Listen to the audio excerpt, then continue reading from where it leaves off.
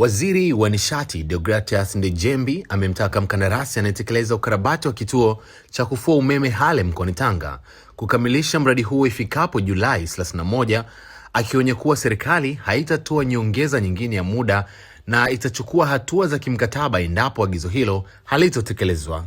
Akikagua maendeleo ya ukarabati wa kituo hicho kilichopo katika bonde la Mto Pangani na kilichozinduliwa mnamo mwaka 1964, Waziri Ndejembi amesema mradi huo ulipaswa kukamilika miezi 10 iliyopita, lakini TANESCO ilifanya tathmini na kumwongezea mkandarasi muda wa ziada. Ukarabati wa kituo cha kufua umeme Hale unalenga kurejesha uwezo wa kuzalisha megawati 21 za umeme ambazo zitaingizwa kwenye gredi ya taifa, hatua inayotarajiwa kuongeza upatikanaji wa umeme katika mikoa ya kaskazini, hususan mkoa wa Tanga ambao mahitaji ya nishati yanaendelea kuongezeka.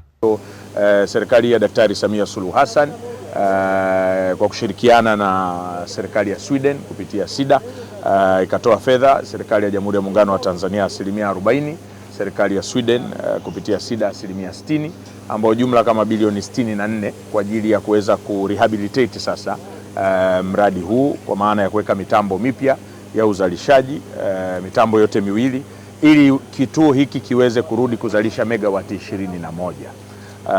Na kama mlivyojionea wenyewe, mafundi wako site.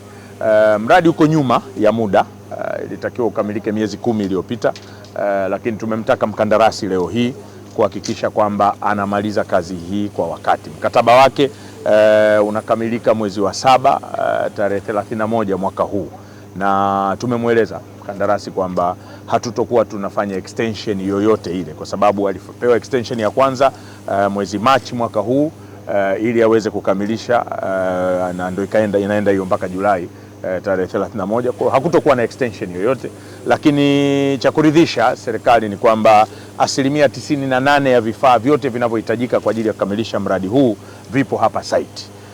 Na kama mlivyojionea, mafundi wapo wanafunga mashine zile.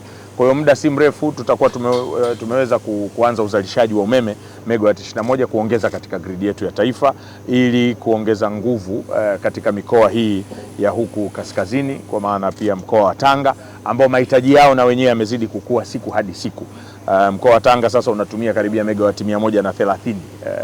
Kwa hiyo kupata hizi 20 kuingia, inaingia kuzidi kuimarisha gridi yetu ya taifa.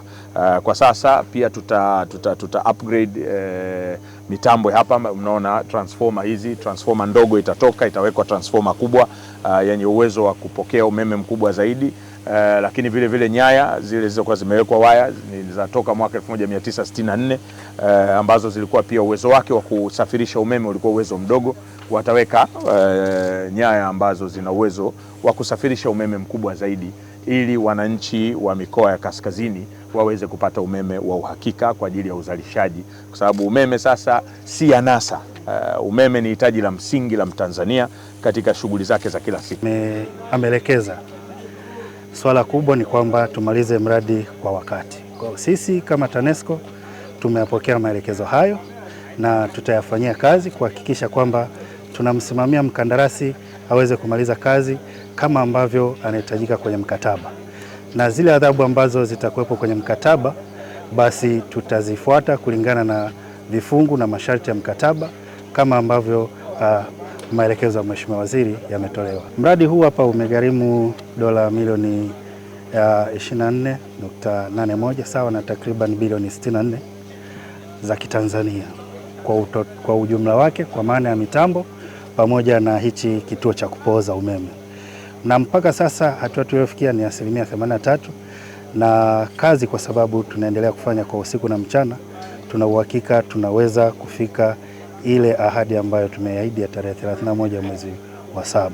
Tutakamilisha hapo, na baada ya hapo tutaendelea na baadhi ya maeneo mengine ambayo yatakuwa yamebaki, ambayo hayataathiri sisi kuendelea kuzalisha umeme.